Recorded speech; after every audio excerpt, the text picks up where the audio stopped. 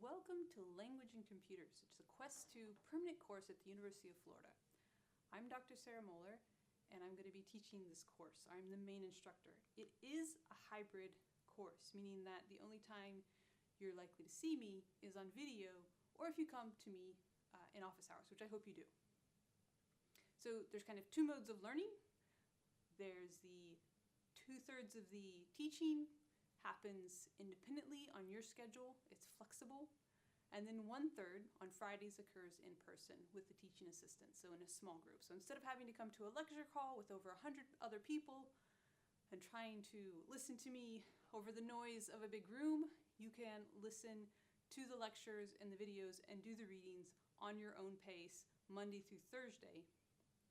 And then on Friday, after you've finished all the work for that week, you will come in person into a small group of not more than 22 people and get a chance to review the material. There are also, you might notice, two streams of learning. There's two things kind of going on to cover the big picture of this class. One is concepts and terminologies, which is what a lot of people think of when they think of learning terms and understanding concepts. These things you will get mainly through the readings and the videos. You'll also cover some of these things in the in-class online activities and lectures. We will assess your knowledge of these things, your growth in your knowledge of these concepts and terminologies through quizzes and homework 6, both of which are also meant to prepare you for the final exam. The second stream of learning is through experiential learning and research. That is, you doing things that are just jumping in and doing some of the things that advanced researchers do in these fields in social and behavioral sciences. And I won't always label all the experiential learning opportunities as, oh, this is a particular linguistic elicitation method that we use to get data from new languages. But in all cases, you will have an element of self-reflection to make those connections, whether or not you realize what you're doing is experiential learning. So these will be found in the homeworks 1 through 5, the writing requirement where most of your research will be happening, and again in the in-class and online activities will all be used to reinforce everything. Your interaction and your mastery of the understanding and the research skills will be assessed through the homeworks and the writing requirements, particularly the final version that you'll submit after spring break. There's also in this course, I found kind of two groups of people that come. There's many people from many different majors and specialties, but generally I found either people come with an understanding of technology, so they're coming perhaps from an engineering or computer science major, or they're coming from a non-technical, technology-focused major, whether that's health or something in the social sciences. And it's an interesting experience and challenge for me to serve both groups. For those coming from the technology side, so if you major in computer science, some of the algorithms, some of the terminology may seem elementary to you. They may be familiar. And that's fine. We're also covering other things. I was reading just today an article that was talking about how so many fields in science, such as math, philosophy, linguistics, and others, have shown a pattern over the last 30 years of becoming more interdisciplinary. They are learning as they advance the research and advance the limits of those fields, they're learning from other fields and they're taking information from other fields. Whereas at the same time, fields in AI, particularly in language technology, computer science, have shown a marked decrease in how much information they're taking and using from other fields. So if you're going into these AI-related fields, you're actually likely going into a very narrow field, and your ability to view technology and your training to allow you to understand holistically the technology that you're building is going to be quite limited. So this may be the only course you take where we take a holistic view at not just the technology and the algorithms, but also its impact on society. For those of you coming from a non-technical background, we'll cover some of the details because I want to be able to give you specific examples and not just talk about these things in abstract. but it's not a computer science class. So it may be your first chance to encounter computational thinking, and you certainly will benefit from that, but it's not designed just for computer scientists, so you'll have a lot to gain. Everyone here, I guarantee, will have new concepts, new terminologies, and new experiences. With all of that structure in mind, then we can get to the big idea of this course, which is to explore and answer the question, or attempt to answer the question, can AI be inclusive of all ways of using all languages? Your objective, by the end of this course, your mission, if you choose to accept it, is to be able to give an educated answer to both meanings of this question. So what are the both meanings? Well, I've underlined the word can there to give you a hint. I'm not going to tell you what both meanings are. We'll come back to this in the last week of the course. You'll be able to guess as we go along because you'll encounter it. But we're going to address this question specifically at the end, in the last week, at the end of the course. I'll give you a hint to what the both meanings are that you should know and be able to answer. As a linguist, I can say this. If you've ever said something like, "Can I be excused from the table?" and someone responded to you, not "Can you be excused?" but "May you be excused?" As a linguist, I can tell you they were wrong. What they were trying to say is that can only has one meaning, and that may has the other meaning. Well, in reality, can has both meanings. So if you can figure out what both those meanings are, then you realize that we have in this one question, two questions. And your mission, again, if you choose to accept it, is to be able to give an educated answer to both those questions using specific examples from technology or from instances, reactions, responses to the technology in society. So that's the big idea. The material you'll use to learn comes from two sources for you. One are the things you can only find on Canvas, so the required reading is the syllabus. That's for the first week. It is required reading. The writing requirements, the overall instructions are found on Canvas. The homework instructions are found on Canvas. The videos, for the most part, some are from YouTube, but you can find them in the form that you need with the activities that are required on Canvas. And then the reading for week 13 will also be on Canvas. The other material, the main material you'll be using for this course, is the textbook called Language and Computers. It's abbreviated LAC in the syllabus. It is online and you will want to get a copy. It's also available on Canvas. You will want to make sure that you get the second version, not the first version. There has been significant improvements since this first version and significant updates. And also the second version is free if you get the electronic copy, whereas the first version is not. It's also available through Perusal on Canvas. And then the last thing is the other required reading is a short blog post, really. It's an article, but it's in the Grammarly blog. It's the guidelines for writing, and you'll be expected to know these guidelines and follow them. I don't think they'll be new for any of you if you've taken any college level writing class or even high school level writing class, but we do expect you to know these guidelines. That's all the material. Here's the information on the grading, how it breaks down. As I've noted up there, these are hard deadlines. We simply can't accept late submissions. Everything is due on Thursday before you come into the Friday discussions, and you can start on them as soon as they're available. Right now, the first 3 modules are available, and other modules will be coming up soon. So you can start as early as you want. There are hard deadlines, though, when they're due. The only exception to the Thursday deadline is the last homework, which is due the last day of class, which is a Wednesday. One thing I want to note here is that 5% is online participation. There will be questions, usually integrated into either the reading or the videos, sometimes activities, sometimes quizzes. That's all part of helping you interact and reflect on the reading and get more out of it. Up there, you'll see that it's 5% of the grade. What I don't want you to think is that the importance of that online activity and the reading and the videos is only 5%. The importance, if I was to give the percentage based on the importance for your learning, those things would be more like 30 or 40%.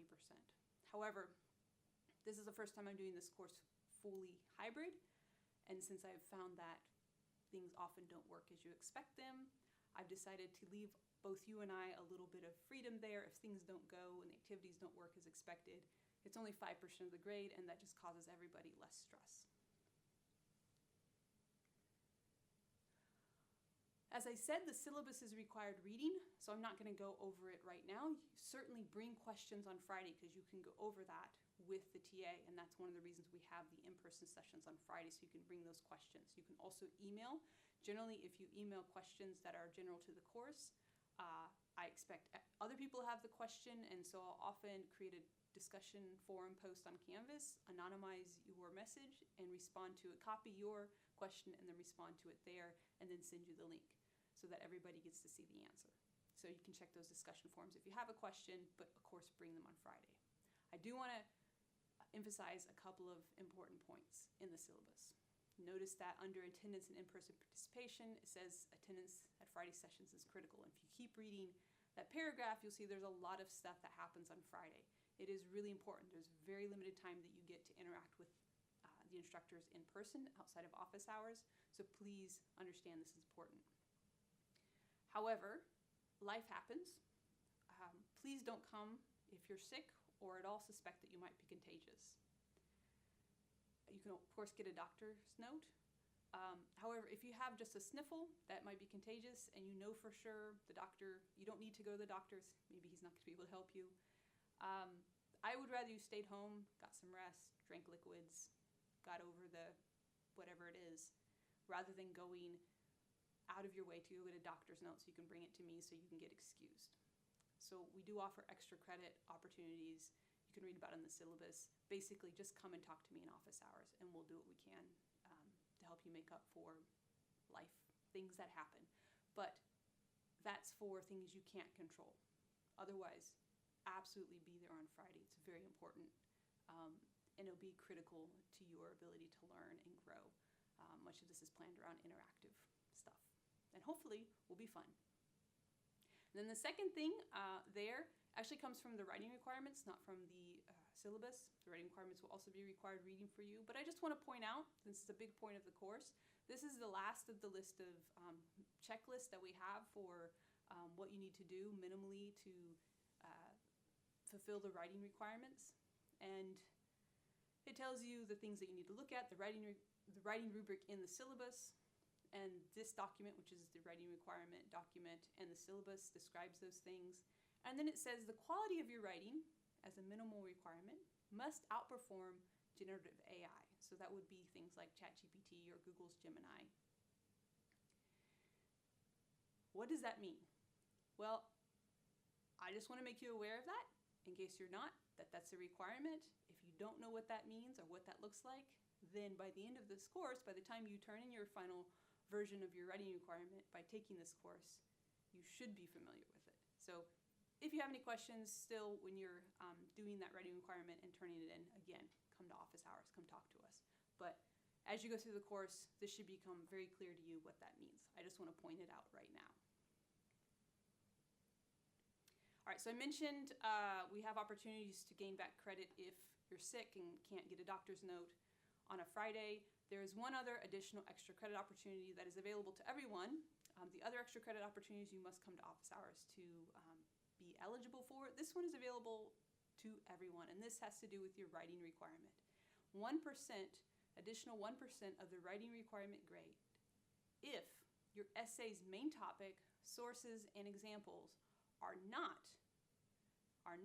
primarily about one of these three. Generative AI, so that's generally speaking Chat GPT, large language models, Google's Gemini, etc. Or if it is not about primarily voice or speech technology, such as automatic speech recognition, or if it is not primarily about machine translation. The reason is, these are the three main things I found that people think of or know about if they know, or if you ask them about language technology.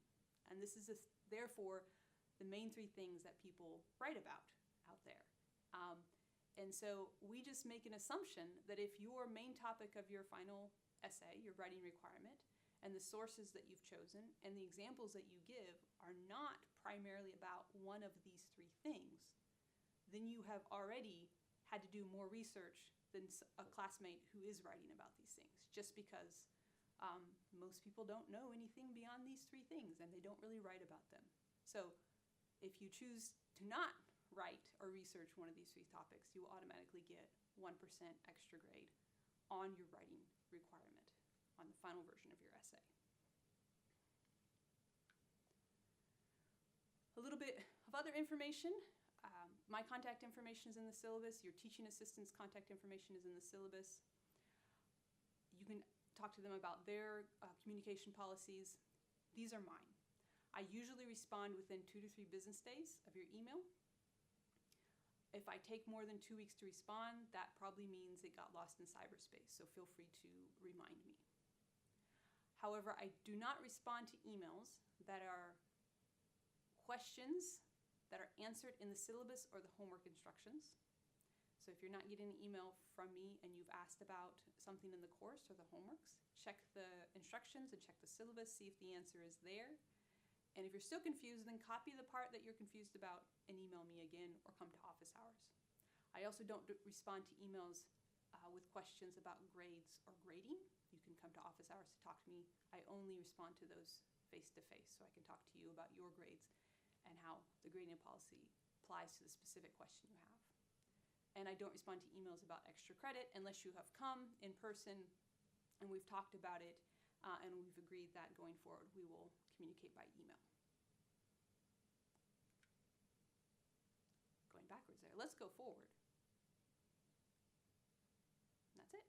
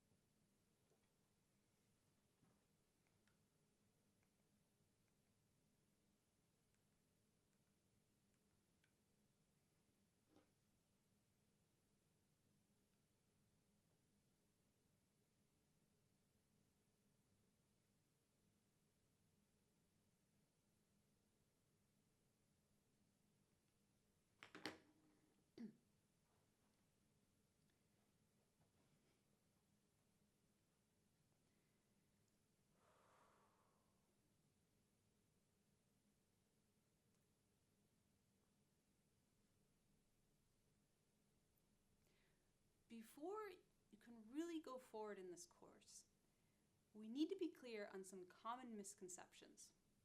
Now, if you want to learn more about these misconceptions and really understand why they are true, I teach a course in the fall, which is asynchronous online, called Languages of the World. Hopefully these will make sense to you without a lot of explanation by the end of the course, if they don't now. I really encourage you to memorize these 3 things. Get them into your head. Have them very clear. Because if these don't make sense to you or you're not clear, a lot of other things that we present in this course just aren't going to fit into place. So these are misconceptions that I commonly run into among people who aren't linguists or computer scientists. The first one is that writing is not language. Writing does not make a language real. It does not make it more of a language. Writing is not the natural state for language. Writing is not a language. It is only a representation of writing. We'll cover that a little bit more in the first 2 weeks, but I want to make sure that you're clear on this basic idea. There's a reason why creating a writing system for a language is sometimes referred to reducing the language to writing. It's a simplification, a simplified representation of language. It is not language. So that's a common misconception that I run into, even among highly educated folks. It's very interesting.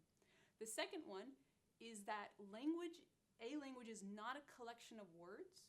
It's a system of structures. I often find, and I used to think this way, that when people think about translating from one language to another, their conception of how that works is something like a code. If you've ever played, maybe as a kid, they had these games, or you play logic puzzles where A is actually a T and C is actually representing a Z, and then you just have to figure out which letter is actually representing the other. I think they're called cryptograms, is one version of this. That's how people think of languages. If we can just match the word in this language to the word in this language, then we can figure it out. But that is not how languages work. Languages are much more complex than we realize. There's a lot of stuff going on underlyingly in our head, subconsciously in our head, that makes language works. And in fact, I wouldn't call them languages, but systems of communications that are just collections of words aren't considered really languages by language scientists. They're called pidgins. But okay, this is the misconception. Here's the truth to the misconception. A language is not a collection of words. A language is a system of structures. And I think you'll have a better idea of what this means by the end of this course. But again, if you memorize that, get that into your head, this is a foundational truth that we need to build on.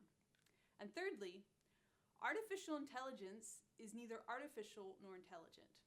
This was a quote I heard or read from a computer scientist, and they went on to say, people would probably be less intimidated or concerned about AI if we called it what it really is, which is complex statistical computing or complex computing. It's not intelligent in the way that humans are intelligent. I've had conversations with people about this. Some disagree, but it's always interesting. At some point, they will say, well, it depends on what you mean by intelligent. And I will say, isn't that interesting that here we are talking about intelligence and you think these computers are intelligent, but you can't really talk about their intelligence unless we redefine intelligence. The artificial part of that, I say that because it's not magic. Computers are wires, electrical currents, and pieces of plastic and metal. There's nothing artificial about it. There's nothing science fiction about it. Or as I like to put this, computers are dumb. You may hear me say this anytime you talk to me, even in some of the videos for this course. Computers are dumb. Compared to languages, computers are rather simplistic systems. This may not seem true because you use language all the time, and again, you don't realize the system of structures that you have underlyingly in your head. But compared to languages and other things, honestly, computers are dumb. Or another way of putting this is humans are in charge. Humans control computers. Humans program computers. So however you want to memorize that third one, these are the 3 misconceptions these are the 3 truths to the misconceptions that you should have clear in your head. And again, if you just go ahead and just memorize them if they're new to you, even if you don't understand them, I think they'll be clear by the end of this course. But you kind of have to accept these as truth before we can actually make sense of the rest of the course.